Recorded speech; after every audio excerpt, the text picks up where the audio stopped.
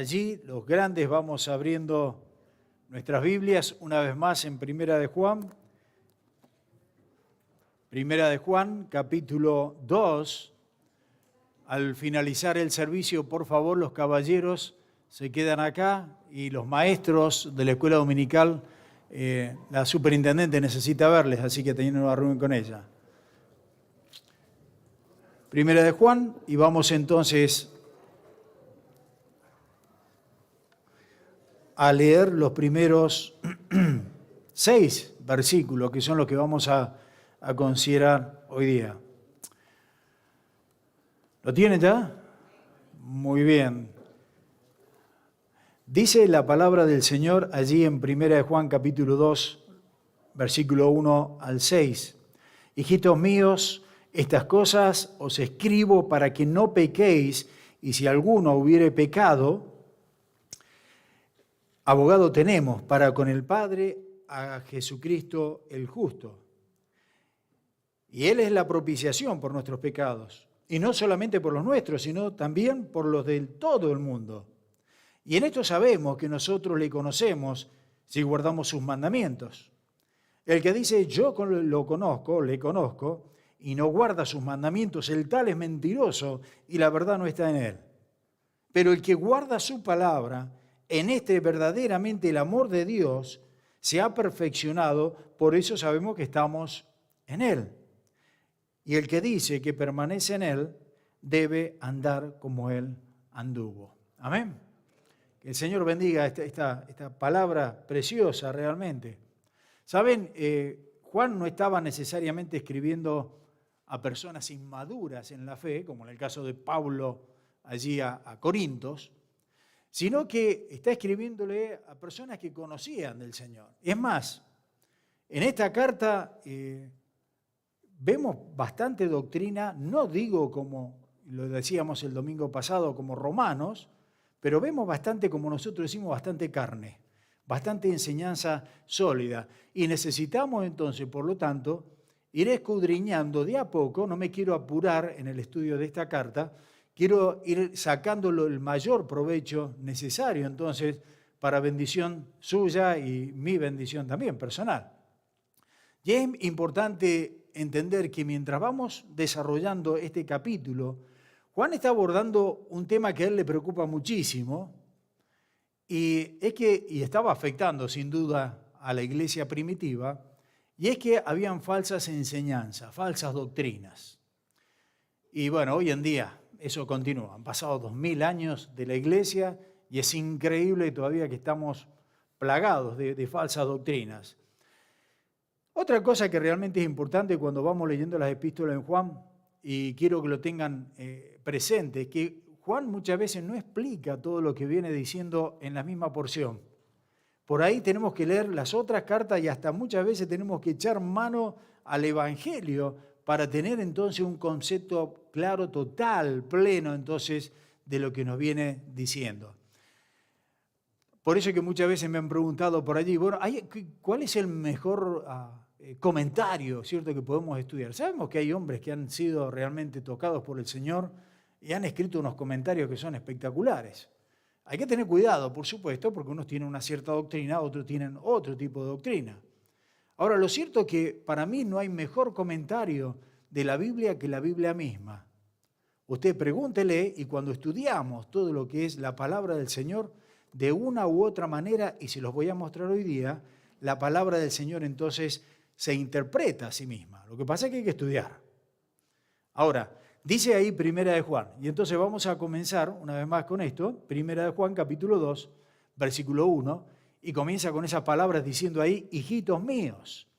Entonces lo primero que podemos entender en esa frase amorosa, porque Juan es el discípulo amado, Juan es todo amor, aunque no siempre fue el discípulo que es todo lleno de amor y veía las cosas así.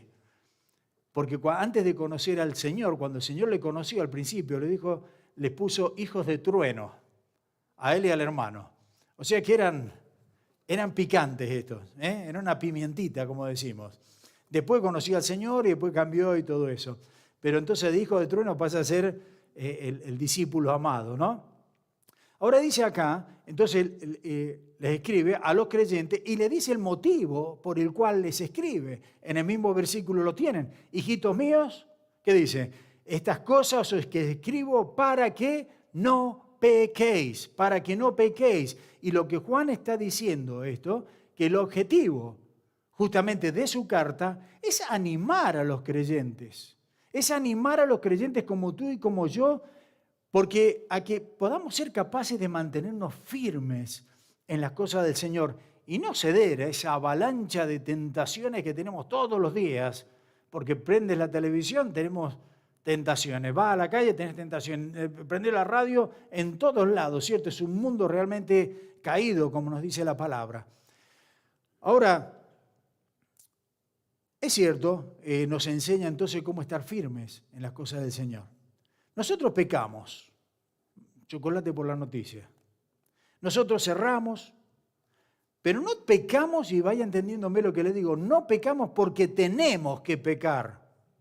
Pecamos porque somos débiles, pecamos porque fallamos, pecamos porque nuestras vidas están llenas de debilidad y están llenas de fracasos. Ahora, no con eso estoy diciendo, entonces, bueno, pecamos porque estoy en este cuerpo pecaminoso, entonces podemos justificar todo tipo de pecado. No, simplemente estoy diciendo una verdad. Pero tenemos que recordar que Dios se ha esforzado al máximo para darnos todo lo que nosotros necesitamos para no pecar. Y eso es lo que quiero llegar, y vamos a terminar con eso al final del sermón. Dios nos ha dado absolutamente todo, todas las herramientas para que nosotros no pequemos y vivamos una vida agradable a Él, una vida santa al Señor. Y una de las partes que nos dice eso está en 2 de Pedro, capítulo 1, ustedes los tienen allí en la pantalla, 2 de Pedro, capítulo 1, versículo 3, y dice, como todas las cosas que pertenecen a la vida y a la piedad nos han sido dadas por su divino poder, ¿te das cuenta lo que nos va diciendo? Lo que nos ha dado a nosotros. Mediante el conocimiento de aquel que nos llamó por su gloria y excelencia. ¿Qué dice Pedro en este pasaje? Bueno, Pedro nos está diciendo que nos ha dado todo lo que necesitamos para la piedad, para vivir una vida de piedad. Interpretamos entonces que Él te está dando todo lo que necesitas para no pecar. ¿Qué es lo que es piedad? Bueno, piedad es caminar en la pureza y en la justicia de Dios. Cuando nosotros vemos a una persona y decimos esta persona es una persona piadosa, no es lo que generalmente pensamos. No, una persona piadosa es la persona que busca hacer la voluntad de Dios. Eso es. Entonces, Él nos ha dado todo lo que nosotros necesitamos acá para vivir esa vida. Y también nos provee en ese tiempo, porque lógico, pecamos, fallamos, pero Dios no nos ha dejado abandonados en ese pecado nada más. Sino que también nos provee, y es lo que nos dice, lo que continúa diciendo el versículo. Y si alguno, no tenemos que pecar, dice, ¿cierto? Hijitos míos, estas cosas escribo para que no pequéis. Pero si alguno pecó, dice, si alguno hubiera pecado, abogado tenemos para con el Padre a Jesucristo el justo. Ahora es interesante esa palabra abogado, porque es la misma palabra de Paracleto. ¿Se acuerdan? Paracleto, el Espíritu Santo. ¿Se acuerdan cuando el Señor Jesucristo les dijo a los suyos, les conviene a ustedes que yo me vaya porque os enviaré el Santo Consolador? Y les conviene a ustedes que yo me vaya, dice el Señor, después de resucitado, por supuesto, porque entonces iba a enviar el Espíritu Santo. Eso es lo que nos dice. El Santo Consolador, ese es el Paracleto. Paracleto hace referencia a la persona que está al lado tuyo.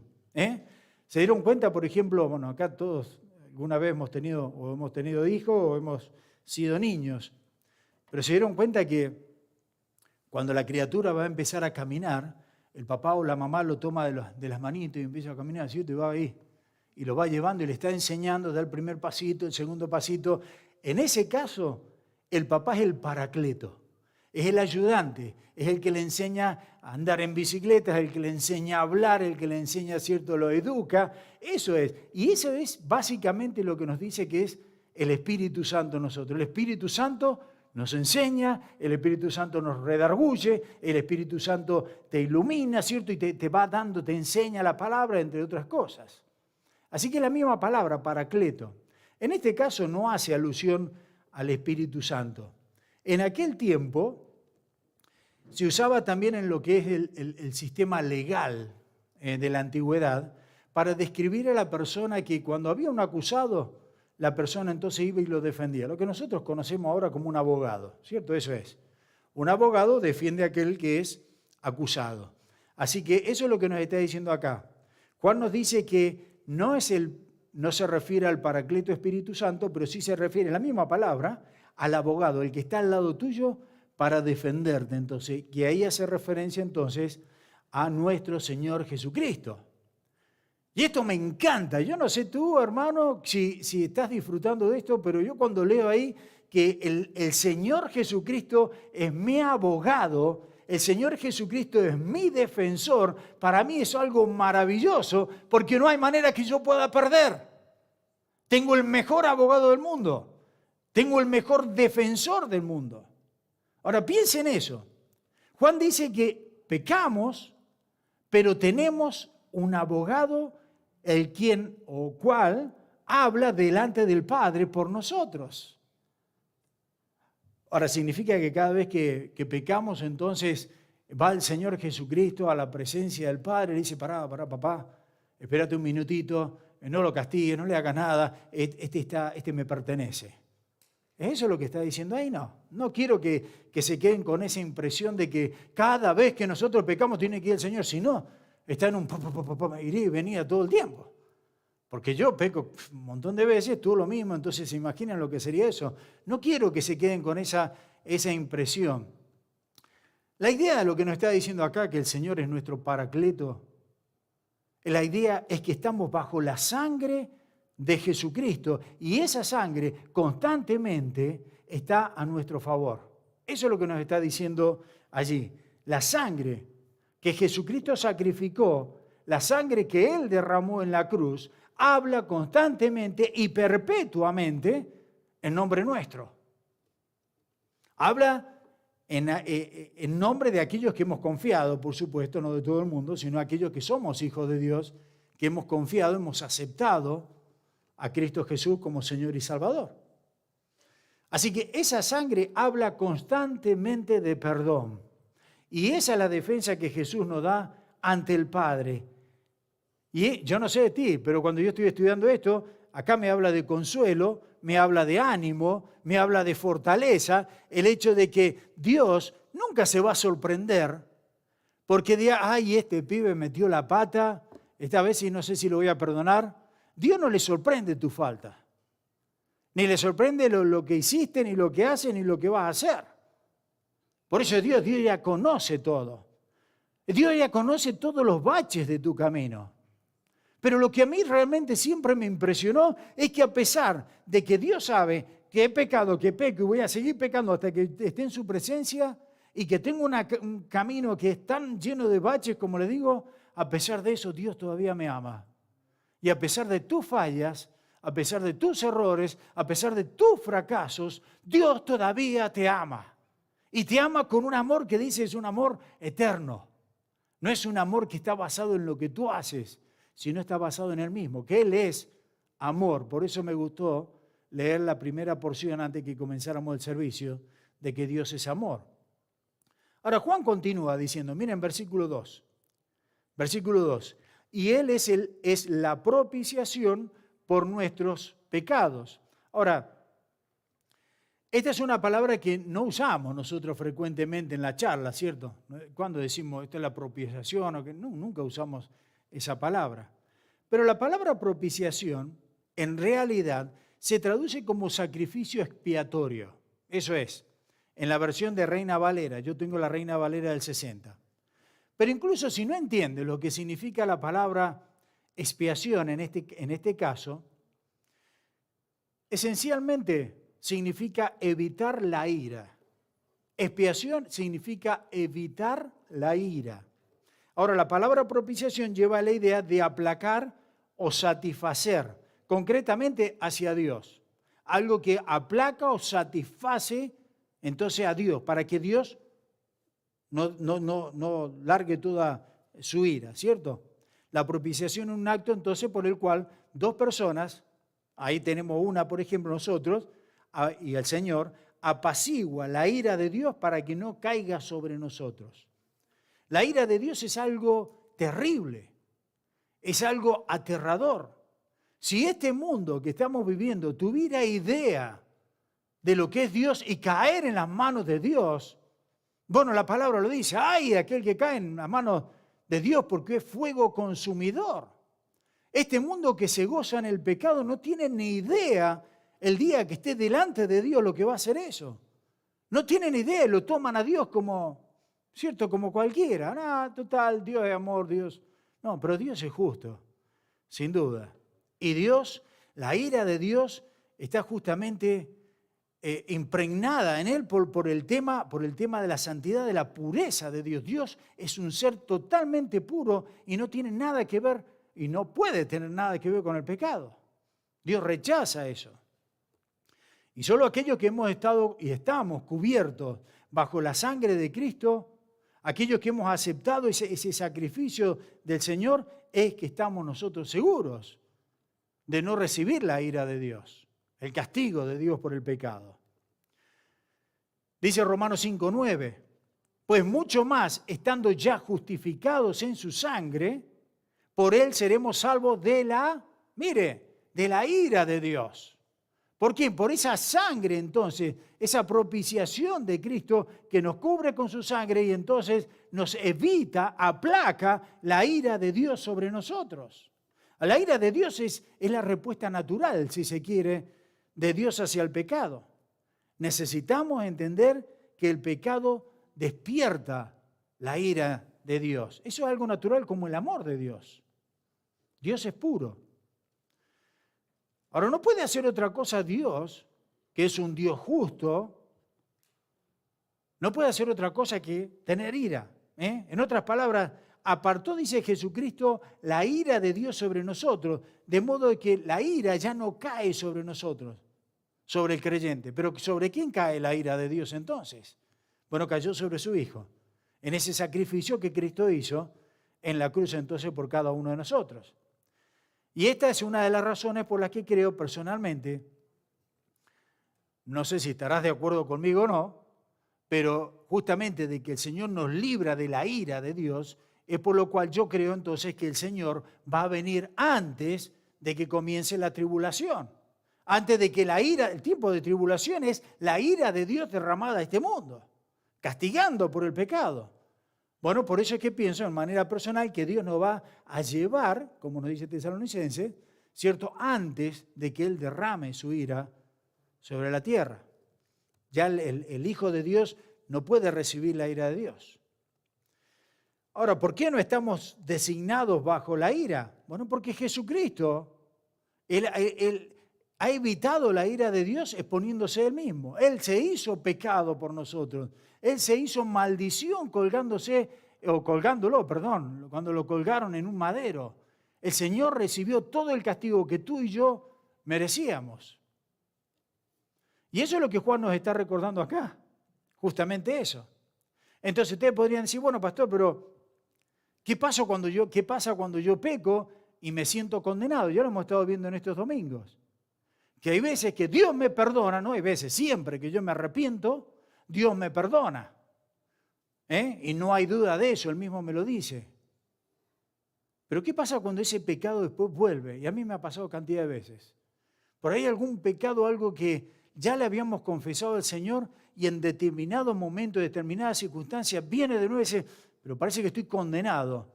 Y dentro de nosotros decimos, no, Dios no me puede perdonar eso. Bueno, escúchame bien. Si le has pedido perdón al Señor, Dios te ha perdonado seguro. Dios te ha perdonado seguro. Si lo has hecho con arrepentimiento, por supuesto, y de corazón. Lo que pasa es que hay un enemigo que nos persigue. Y ese enemigo nos condena delante del Padre. Ese enemigo nos acusa, mejor dicho, delante del Padre. Y mirá, cierto, mirá lo que hace Pepito, mirá, falló en esto. Y dice que es el gran acusador que tenemos nosotros, los creyentes. Pero no te olvides que por más acusador que sea, hay uno que habla en nombre de nosotros. Hay un abogado delante nuestro, no estamos solos. Pero el diablo muchas veces te mete en el oído esas cosas. No, no puede ser, Dios no te puede perdonar semejante pecado. No, no puede ser, estás condenado, vos te crees que te va a ir al cielo, estás loco, no es suficiente, y te empieza a llenar, a susurrar el oído. ¿Cómo llego al final de eso? ¿Cómo puedo perdonarme? ¿Y sabe por qué le digo eso? Porque hay personas, y me lo han dicho, hay personas que aceptan el perdón de Dios, pero no se pueden perdonar a sí mismas.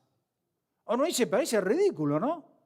Aceptan el perdón de Dios. Dios me perdonó. Dios arrojó mi pecado en lo profundo del mar, dice el profeta. Dios ya no se acuerda de eso. O no trae a la memoria, mejor dicho, eso.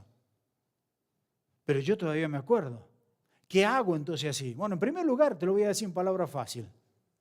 En primer lugar, si Dios te perdonó, Dios es el juez, tú no eres el juez. Así que como tú no eres el juez, no importa lo que tú dices o piensas, punto, se acabó. Claro, es medio cortante eso, ¿no?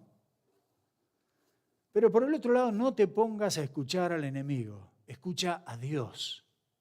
No escuches al enemigo, no entres en ese terreno, el domingo pasado decíamos eso, no entres en el terreno del diablo porque te vas a volver mal, no vas a disfrutar. Aférrate más bien a Dios, aférrate a la fidelidad de Dios, aférrate a las promesas de Dios, que eso es lo que realmente nos importa. Y tenemos que confesar, ¿cierto? Confesemos, Señor, perdóname, tengo este pecado, lo confieso de todo corazón. Y a mí me encanta lo que vimos el domingo pasado, creo que fue el anterior. Juan 1, primera de Juan 1, 9, ¿se acuerdan? Y dice ahí Juan, si confesamos nuestros pecados, Él es fiel y justo para perdonar nuestros pecados y limpiarnos de toda maldad. ¿Escuchaste? Perdonar tus pecados y limpiarnos de toda maldad. Ahora, sé que he pecado, pero también sé lo que ha hecho el Señor Jesucristo por mí. Ha apartado de Dios. Y no pienses que vas a estar condenado, porque se los dije el domingo también, en Romanos capítulo 8, versículo 1, tan importante ese versículo. Romanos 8:1, ahora ninguna condenación hay para ¿quiénes? Para los que están en Cristo Jesús. No hay condenación. La ira de Dios no va a caer sobre el creyente, porque está cubierto por la sangre de Cristo. Y eso es algo que tenemos que disfrutar cada día. Algo que tenemos que agradecerle a Dios cada día. Así que si eres una de esas personas que todavía te sientes condenado, aférrate a la palabra del Señor. Aférrate a lo que dice el Señor. Haz como dice el apóstol Pablo, cuando dice revestido ahí, tomad el escudo que dice que frena y apaga los dardos de fuego del enemigo. Bueno, eso es tener fe en el Señor, que lo que la palabra dice es verdad. Y cuando me llama la atención, no me quiero extender con esto, pero cuando habla de los dardos de fuego del enemigo, no habla simplemente de dardos o de flechas. Porque una flecha, bueno, si no te pega, cae por otro lado, y si te pega, te hiere, ¿cierto? Te puede matar. Pero dice dardos de fuego, porque el enemigo cuando lo hace con todo el deseo de destruir. Entonces, si la flecha no te pega, queda en otro lado, pero prende fuego allá. Es decir, hay una destrucción. Y lo que me gusta dice que la fe es ese escudo que el creyente tiene y tenemos para parar eso, pero no solamente para pararlo, sino para apagarlos. Es decir, que ya dejamos sin efecto el ataque del enemigo sobre nosotros. Me encanta eso.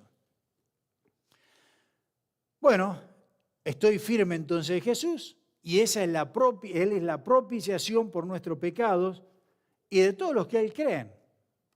Recuerda, Juan está escribiendo aquí a los creyentes, no te olvides. Pero, ¿por quién también propició Jesucristo? ¿Por quién más evitó la ira de Dios? En Juan capítulo 2, en el versículo 2, dice, y Él es la propiciación por nuestros pecados, y no solamente por los nuestros, sino también por los de todo el mundo. ¡Wow! ¿Sabe? Ahora cuidado con esto, porque es muy importante que entendamos lo que el Señor nos está diciendo acá. Acá Él dice que está bien, ¿cierto? Dice también por los de todo el mundo. Entonces alguno por ahí va a decir, ok, cuando lo lean así a primera vista, y ese es un pensamiento muy generalizado, que la persona dice, ok, entonces si Cristo murió, ya salvó el pecado de todo el mundo entonces somos nosotros salvos. Eso es lo que se le llama universalismo. El universalismo es una doctrina que algunas iglesias lamentablemente la están adoptando, de pensar de que todos somos salvos, que no importa si está bien, Cristo murió, Cristo fue sepultado, Cristo resucitó, pero está bien, si crees o no crees en Cristo es cuestión tuya, pero todos vamos a ser salvos. Y te doy cantidad de ejemplos. La gente siempre dice, Dios es amor. Entonces, porque Dios es amor, no importa que tú sigas la religión que sea, total eres salvo. No es así. ¿Ustedes piensan que Dios iba a entregar a su Hijo? ¿Iba a morir? ¿Ser humillado? ¿Ser condenado? ¿Para qué? ¿Para que ahora total todos nos salvamos? Y entonces hay iglesias que piensan eso. De ahí está que vos tenés una iglesia que aceptan cualquier tipo de persona. Y digo, ojo, en la iglesia tenemos que aceptar todo tipo de personas, pero no hacernos parte de la doctrina, de la enseñanza, de los pensamientos o filosofías que esas personas tienen. Entonces hoy en día todo está bien. Siga lo que siga, todo está bien. Si eres un pecador por ahí, no hay problema, Dios te va a perdonar. Entonces, no importa la religión, todos los caminos llevan a Roma, decían, ¿no? Todos los caminos nos llevan a Dios. No es así. No tiene nada que ver eso. Cristo murió justamente para salvarnos. Y eso es lo que es el universalismo. Bueno, y no es bíblico. Por supuesto que no es bíblico. ¿Por qué? Porque los creyentes nosotros nos hemos apropiado, si se quiere entonces, nos hemos apropiado del sacrificio de Cristo Jesús. Y es la única manera. Bueno, Juan 1.12, creo que lo puse en la pantalla. Juan 1.12, nos dice bien ahí. Juan 1.12 dice, mas a todos los que le recibieron, a los que creen en su nombre, les dio potestad de ser hechos hijos de Dios. Ahora fíjense en que acá hay una condición, y la condición es la fe. Es la fe, creer y recibir. Somos salvos al recibir, ¿a quién? A Cristo, a Él, a lo que Él hizo por nosotros, por esa redención en la cruz, por su trabajo, no por el nuestro. Cristo murió para que la salvación estuviera disponible a todo aquel que en Él cree. Esa es la verdad de las cosas. No hay razón para que la gente continúe perdida. Bueno, sabemos que hemos nacido con el pecado, ¿cierto? Hemos nacido con ese gen que ya, bueno, viene, ¿cierto?, de que nacemos, somos pecadores. Pero no hay razón para que la gente se pierda. Porque si aceptamos a Cristo Jesús como Señor y Salvador, podemos ser salvos. Nosotros, por otro lado, tenemos que poner nuestra fe en la obra terminada de Jesucristo en la cruz y recibir entonces lo que Él hizo. Y eso es tan simple, decirle, Señor, con el corazón, Señor, yo creo en ti, creo lo que hiciste, acepto que eres Dios, que moriste y que resucitaste en una cruz. Por mí, por pagar mis pecados. Te acepto como Señor y Salvador. ¿Sabe? La gente por hoy lo hace tan complicado. ¿Por qué? Porque es religiosa. Y la palabra religiosa no me gusta a mí.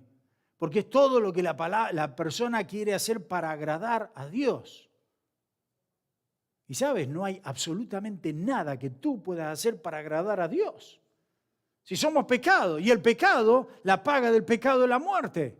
El pecado lleva a la ira de Dios. No hay nada que tú y yo podamos hacer para agradar a Dios.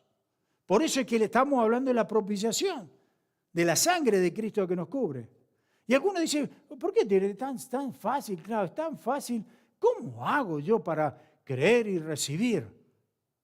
Pero eso no hay nada difícil. No estoy hablando de física cuántica acá o de cosas complicadas. Simplemente estoy diciendo, si yo tengo un regalo y te digo, toma el regalo, ¿qué tienes que hacer?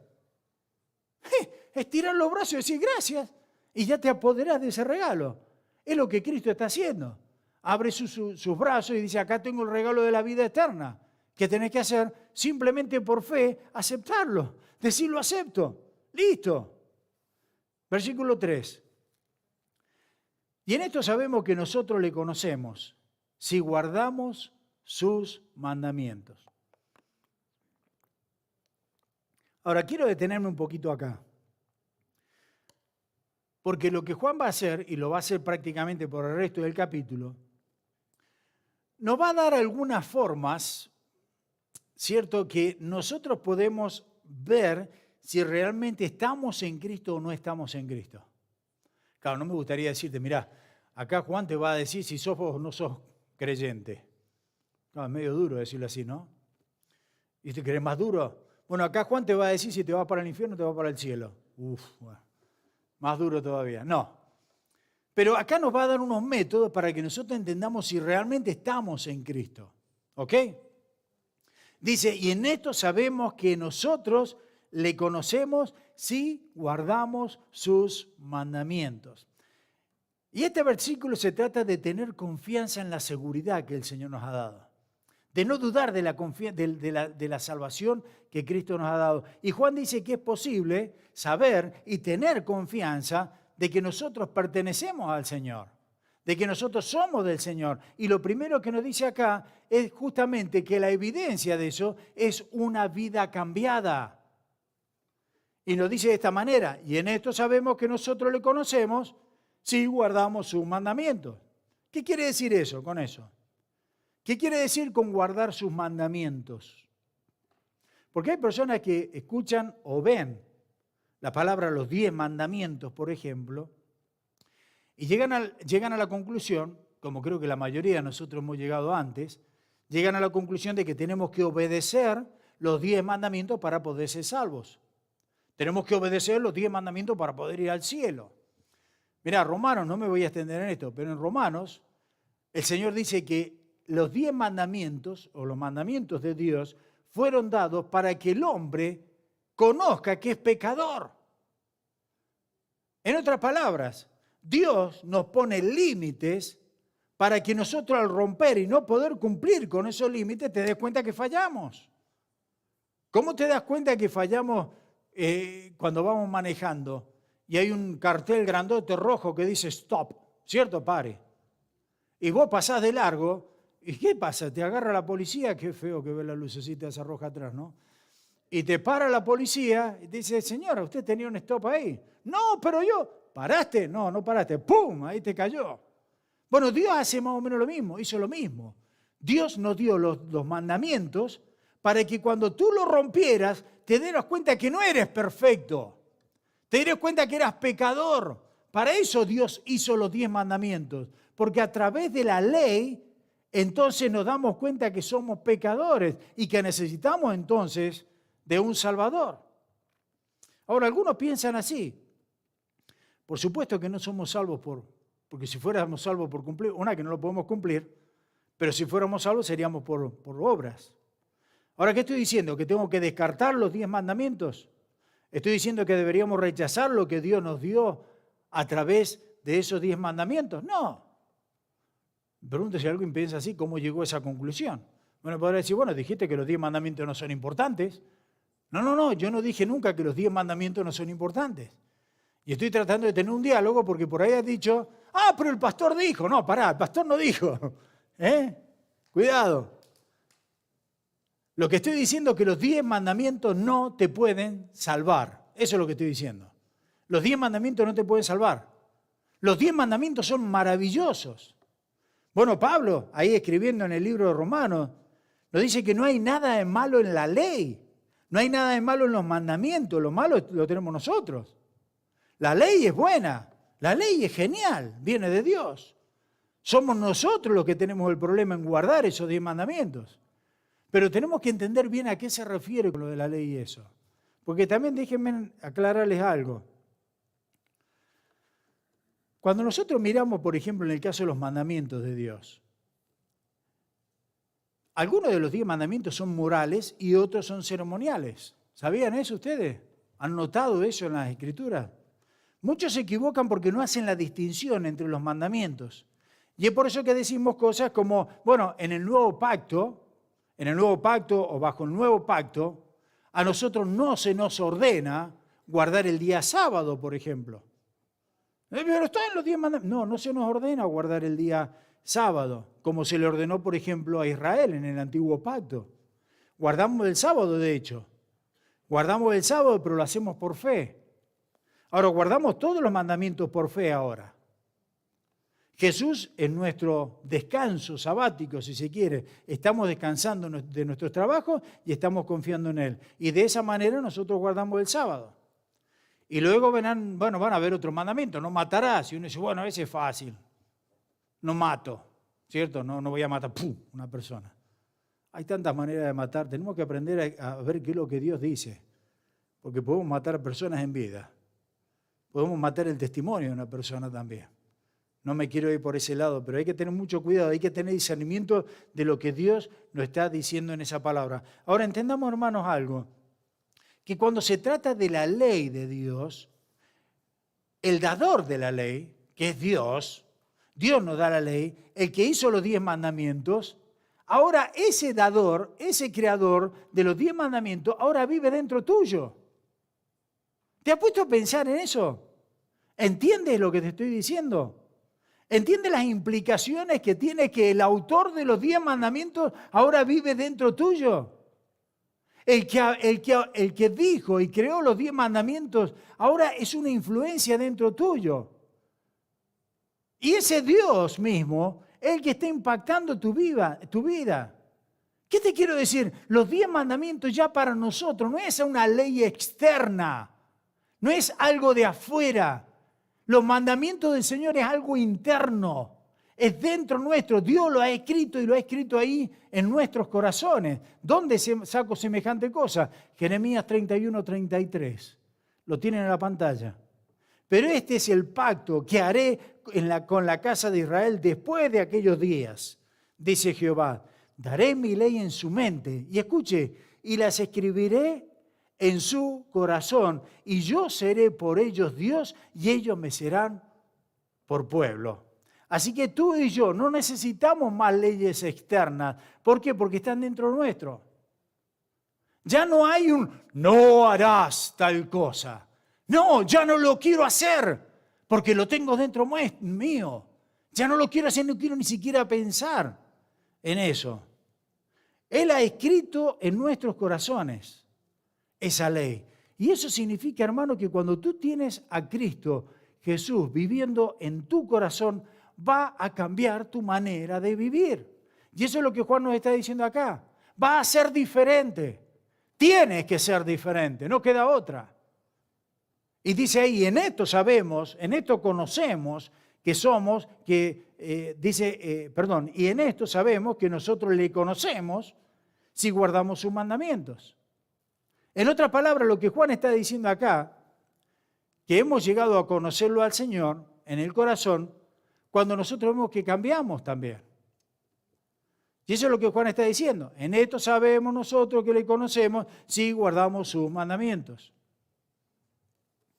Si caminamos en obediencia a ese Espíritu de Dios. Eso es lo que Juan nos está diciendo acá. Si caminamos en obediencia a ese Espíritu que nos guía, a ese Espíritu que nos va llevando. Es tan importante entender esto. Ahora, cuando somos salvos, Dios nos da su luz para que brille dentro nuestro también. Él es la luz del mundo. Pero también nos da esa luz para que nosotros podamos tener ese deseo de serles obedientes al Señor.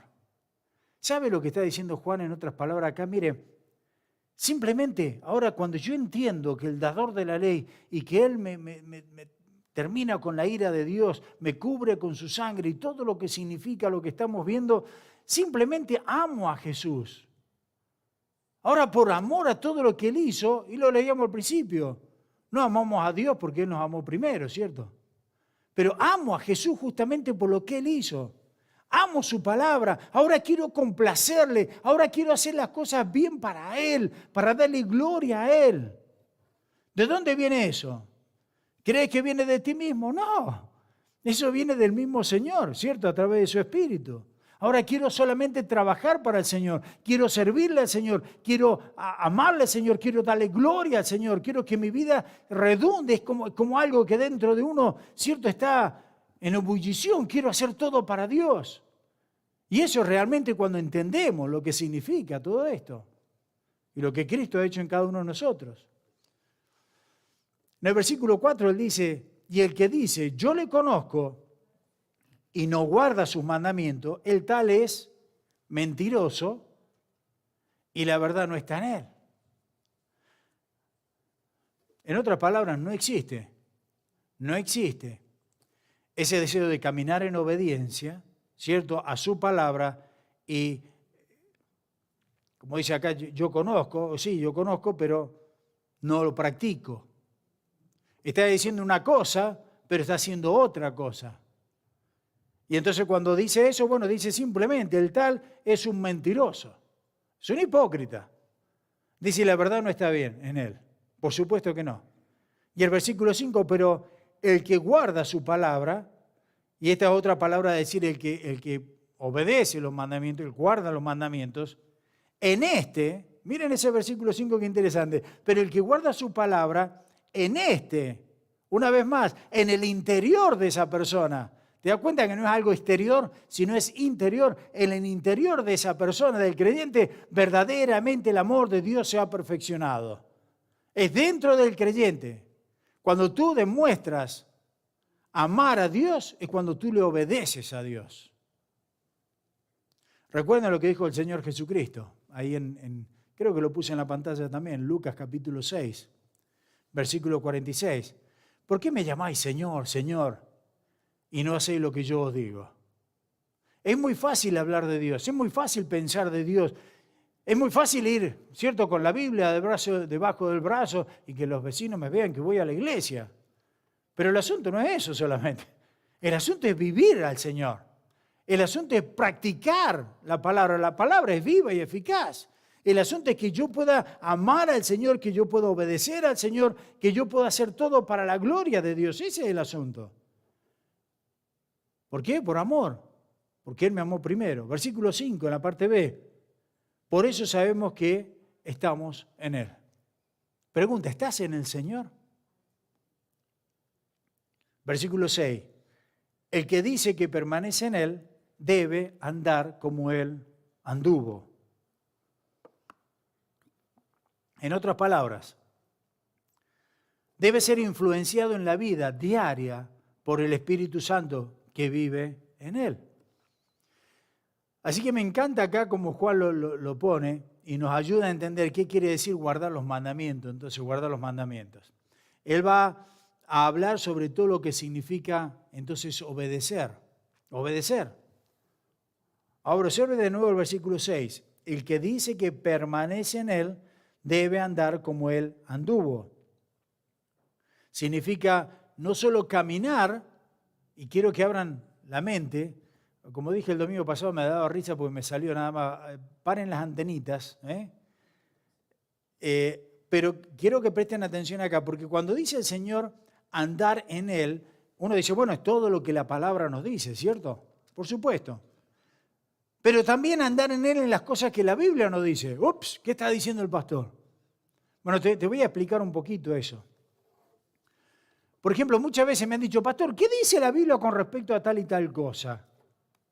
Y lo cierto es que la Biblia no te dice específicamente eso que te están preguntando. Entonces, ¿debo de obedecer? Entonces, ¿qué debo hacer? Bueno, lo primero, la importancia de conocer toda la Biblia, de conocer todo el concepto de la voluntad del Señor.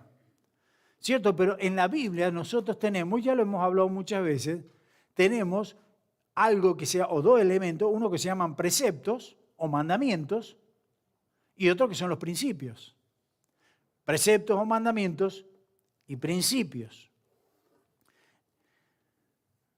Si tienes una situación, por ejemplo, que una persona te plantea, a mí la otra vez, bueno, no voy a decir el problema, pero ok, vamos a imaginar. Ok, pastor, acá estamos con mi esposa, resulta que yo amo a mi esposa no me ama, no quiere saber nada, pero esto, y empiezan con lo otro, y que acá, que allá. ¿Qué dice la Biblia de eso? Y uno queda, wow, bueno, de eso no dice nada la Biblia. De verdad. Hay veces que me han tirado un montón de cosas. ¿Qué dice la Biblia? No sé, la verdad que no sé qué es lo que dice la Biblia. Con respecto a ese problema específico. Bueno, lo que sé es los mandamientos, cosas claras que la Biblia nos dice. Por ejemplo, ahí lo tiene en la pantalla, Efesios capítulo 5, versículo 25. Maridos, amen a vuestras mujeres. Esto es terrible. Lo que el Señor nos pone acá es un peso increíble. Y después la mujer dice, ay, me tengo que someter a... No, esto es lo peor. No digo lo peor porque es la palabra del Señor. Pero es lo más difícil que te ha tocado a ti, caballero. Maridos, amad a vuestras mujeres. ¿Cómo? ¿Así nomás? No. Así como Cristo amó a la iglesia y se entregó a sí mismo por ella. ¿Qué tal? Llevo 33 años de casado, ¿eh? Lo cumplí hace 2 días atrás. ¿Y la esposa es qué? Bueno, la esposa dice en Efesios 5:22, las casadas estén sujetas a sus propios maridos. ¿Cómo? Como al Señor. Así que, ¿por qué le leo esto? Bueno, porque acá tenemos preceptos. También hay principios dentro de esto. Pero el precepto es una orden. El Señor dice, tengo que amar a mi esposa como Cristo amó a la iglesia. Mi esposa me tiene que no obedecer, tranquilo. Tiene que estar sujeta. ¿Cómo cambia uno, no? ¿O qué? Tienen que estar sujetas a sus propios maridos como al Señor. Así que el asunto es cualquier... Mire, no, a mí me encanta hablar del tema de familia, pero cualquiera sea el problema, escúchenme bien esto, cualquiera sea el problema en tu matrimonio, en tu familia, cualquiera sea, si yo como esposo amo a mi esposa como el Señor amó a la iglesia y mi esposa se sujeta a mí como al Señor, cualquier problema tiene solución. Te lo aseguro, porque la palabra lo dice. Cualquier problema tiene solución. El asunto es que tengo que amar como el Señor dice y el asunto es que me tengo que sujetar como dice el Señor también.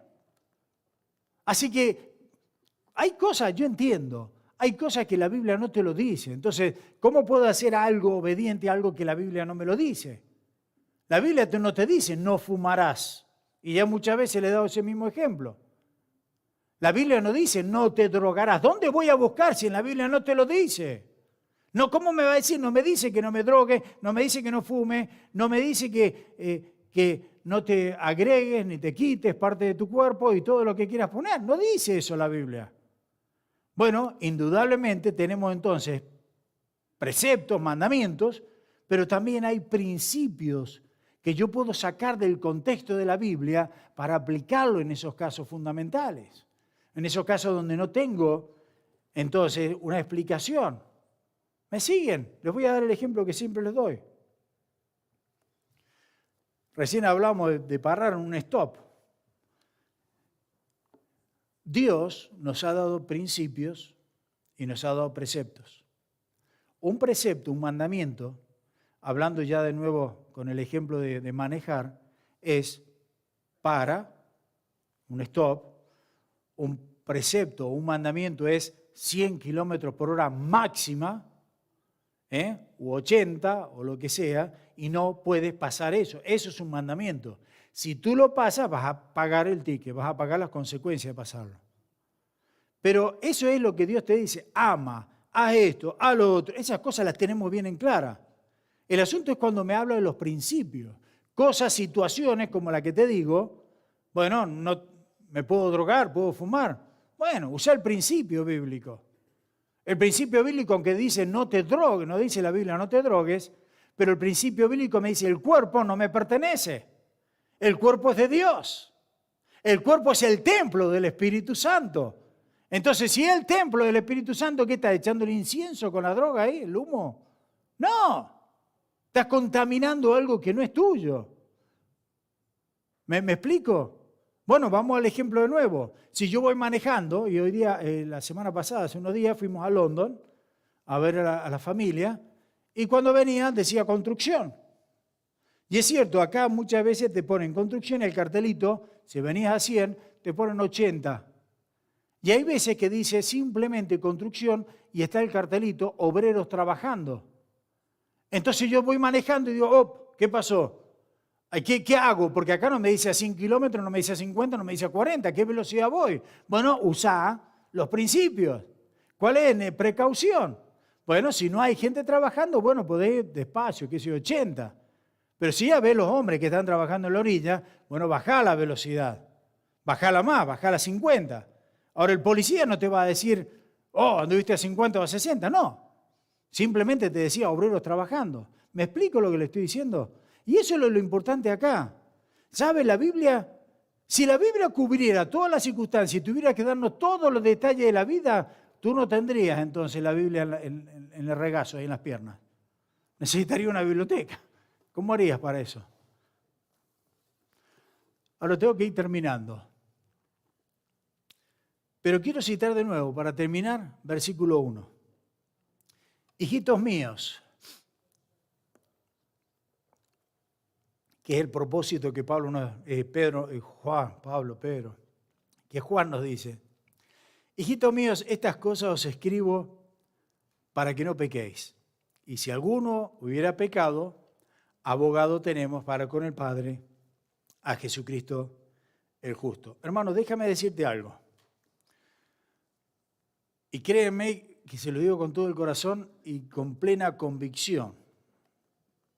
No estoy dogmatizando, no estoy diciendo esto es así, pero para mi vida así lo es. Si tú pecas, y se lo he repetido muchas veces, si tú pecas, pecas porque quieres. Y te lo voy a demostrar ahora. Si tú pecas, pecas porque quieres, porque se te da la gana de pecar. Ahora algunos me dirán, bueno, pastor, yo conozco un pasaje ahí en Romanos capítulo 7, versículo 19 al 20, lo tienen en la pantalla, que el apóstol Pablo dice, porque no hago el bien que quiero, sino el mal que no quiero. Y si hago lo que no quiero y ya no lo hago yo, sino el pecado que mora en mí. Entonces, agarrándome de ese versículo, puedo hacer lo que quiera de mi vida, puedo hacer un desastre de mi vida. Total, no soy yo, soy el pecado y soy la víctima. Justificamos de esa manera todo pecado en nuestra vida. No, antes de eso, en el versículo 6, capítulo 6, perdón, versículo 11 al 12, escucha esto. Así también vosotros, considerados, y acá está el punto, acá donde está la voluntad, acá donde está la obediencia a Dios, acá donde está el sacrificio, acá donde está la convicción que tengo realmente de quién he creído. Y dice allí, porque dice Pablo, así también vosotros, considerados muertos al pecado, pero vivos para Dios en Cristo Jesús, Señor nuestro. No reine pues el pecado, en vuestro cuerpo mortal, de modo que lo obedezcáis en sus concupiscencias, en su falta, en sus pecados. ¿Cuál es el resultado de esto? Bueno, pues ya no dejes no dejes que el pecado reine en ti, porque el pecado ya está muerto. ¿Por qué? Porque si tú te consideras muerto al pecado, el pecado ya no tiene nada que ver contigo. Y esto es muy importante. Nosotros debemos de considerar esto, que muchas veces no lo consideramos. Si yo acepto a Cristo Jesús, así como acepto la nueva vida de Cristo, yo tengo que aceptar que muero con Cristo en la cruz. Ya no vivo yo, mas vive Cristo en mí. Y esa es la convicción. Yo muero entonces con mi Señor en la cruz. Y ahora el Señor me da poder, el beneficio de esa muerte, es que ahora nosotros hemos sido liberados del poder de la naturaleza pecaminosa. ¿Qué dice Pablo? Considerados acá, dice, muertos al pecado. Considérate muerto al pecado.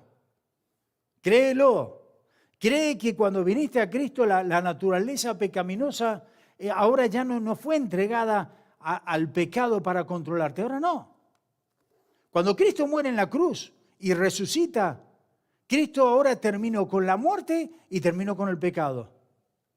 Ya está. He sido puesto en libertad. Ya no tengo que vivir bajo el yugo del pecado. Ahora he sido liberado por el poder del Señor. Dice ahí en Juan, capítulo 8, versículo 36. Así que si el Hijo os libertare, seréis, ¿qué cosa? Verdaderamente libres. ¿Ahora se dieron cuenta de lo que está diciendo acá? Si el Hijo os libertare, seréis verdaderamente libres. Esto es correcto. Así que ha sido puesto en libertad. Ahora, ¿y sabe a qué se refiere eso? Para explicarlo bien fácil. La persona que no ha aceptado a Cristo, que no tiene a Cristo, es una persona que es esclava, todavía está en las tinieblas. Esa persona no puede salir, dejar de pecar, porque todavía está en las tinieblas, no conoce la luz, no tiene absolutamente nada. Es más, decíamos el miércoles que estamos estudiando Romanos, decíamos el miércoles que yo me vine a dar cuenta lo pecador que era cuando conocí a Cristo.